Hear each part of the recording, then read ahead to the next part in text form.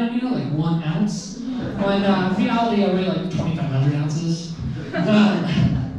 Yeah, so some friends of mine were talking the other day how John Denver was coming into town, and I was just like, who's John Denver? They're like, dude, you don't know who John Denver is? I'm like, sorry, I don't follow sports. I'm just really not that knowledgeable, well, of anything really, but especially sports, you know? Like when people ask me like, what my favorite sports team is, I typically pick the ones I see in the movies, and they're like, oh man, my favorite sports team was Toon Squad from Space Jam.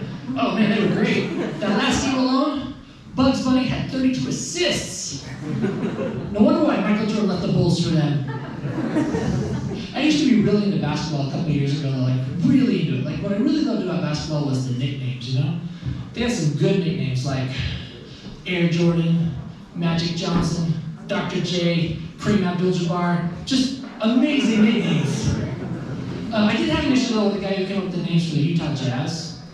Like for example, first you had Karl Malone. You guys remember what his nickname was? The Mailman. Seriously, like Mailman? Like okay, you know, he's gonna, yeah. You know, it's gonna be at the other side of the court in 3 to 5 business days. The worst though was John Stockton's nickname. You guys remember what his was? Basketball John. That was legit his nickname, you know? And so he the announcer coming down this stretch, known for his fast delivery, is the Mailman who passed it over to Basketball John. And then right at the sinker, they passed it over to John Denver for the buzzer! I actually did try joining a softball league a few years ago. And it was tough because half the women on the team were pregnant and the other half kept yelling at me. It was all-girls softball league. Jeez, I'm sorry, ladies. We have any single people here tonight? Yeah. Okay. I'm not asking for me really because I graduated single university. But you know, dating is tough. I remember my very first date. I was 16 years old, and I asked an 18-year-old girl out. You know, I weighed much less ounces then, and she said yes. Like she was completely out of my league, but she said yes because she was a charitable person. So I took her to a Drew Barrymore movie, and I don't know what it was, but somehow I just got the idea to try to think about kissing her at the end of the first date. You know, and now in retrospect, this girl never indicated any attraction to me, or that she was down to clown. But maybe if she was but she was a charitable person, so I was like, all right, this is a charity case. How much charity are we talking? So the date comes to an end, and I go for it. I make my move. However, she dodged it like Neil from the Matrix.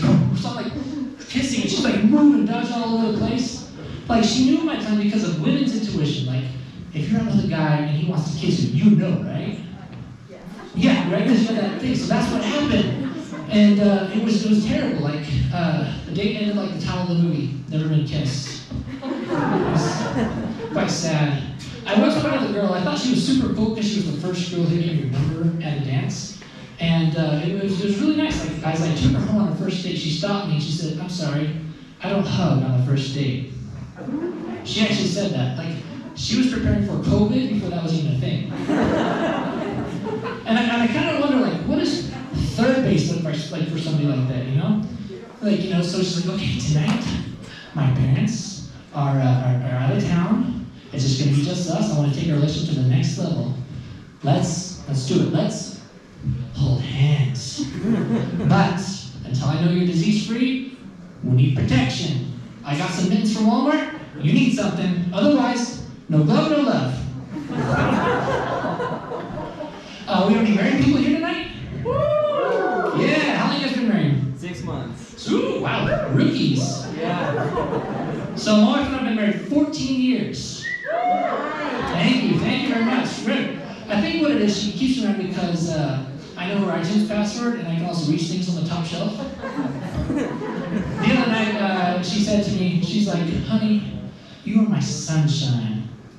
And I tried to think of something equally romantic to say back. I said, you are my moonshine.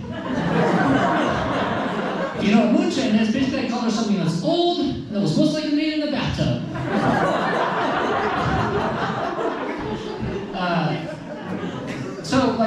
I knew she was the one, and I wanted to pump the question. I actually didn't have any money to my name.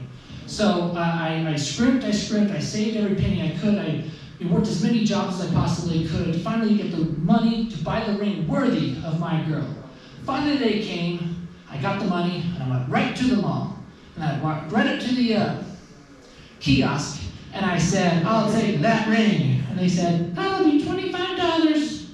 I know, I won all that for her.